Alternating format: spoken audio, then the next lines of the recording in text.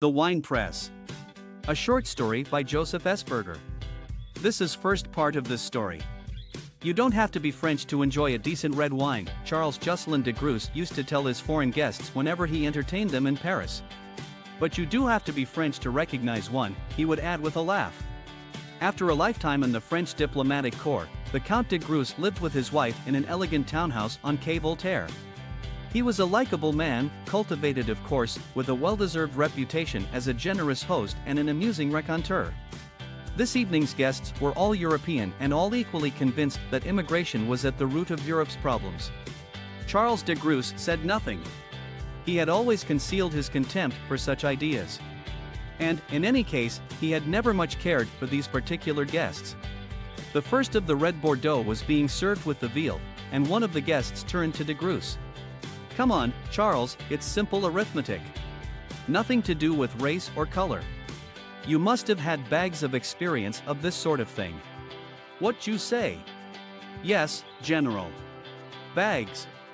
Without another word, de Gruse picked up his glass and introduced his bulbous, whiny nose. After a moment he looked up with watery eyes. "A truly full-bodied Bordeaux," he said warmly, "a wine among wines."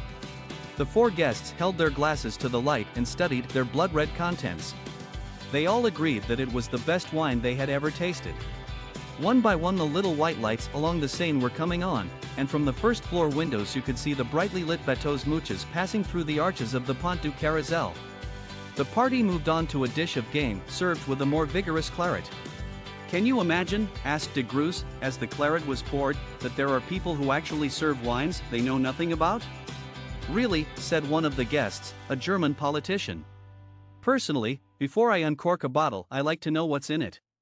"But how? How can anyone be sure? I like to hunt around the vineyards. Take this place I used to visit in Bordeaux. I got to know the wine grower there personally. That's the way to know what you're drinking." "A matter of pedigree, Charles," said the other politician.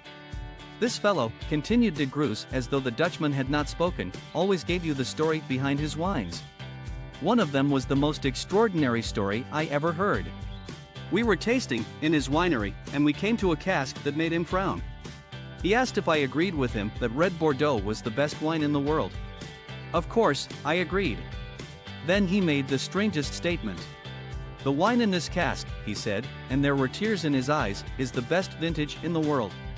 But it started its life far from the country where it was grown.'" De Gruse paused to check that his guests were being served. "Well," said the Dutchman.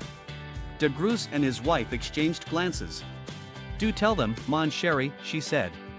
De Gruse leaned forwards, took another sip of wine, and dabbed his lips with the corner of his napkin. This is the story he told them. At the age of 21, Pierre, that was the name he gave the winegrower, had been sent by his father to spend some time with his uncle in Madagascar. Within 2 weeks he had fallen for a local girl called Fannery, or Desire, in Malagasy. You could not blame him. At 17 she was ravishing. In the Malagasy sunlight her skin was golden. Her black, waist-length hair, which hung straight beside her cheeks, framed large, fathomless eyes. It was a genuine coup de foudre for both of them. Within 5 months they were married.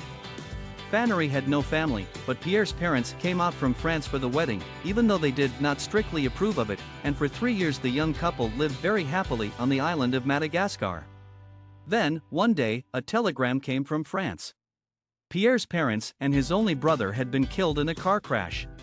Pierre took the next flight home to attend the funeral and manage the vineyard left by his father. Fannery followed 2 weeks later.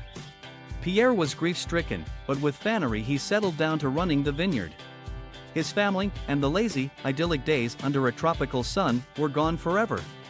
But he was very happily married, and he was very well off. Perhaps, he reasoned, life in Bordeaux would not be so bad. But he was wrong. It soon became obvious that Fannery was jealous.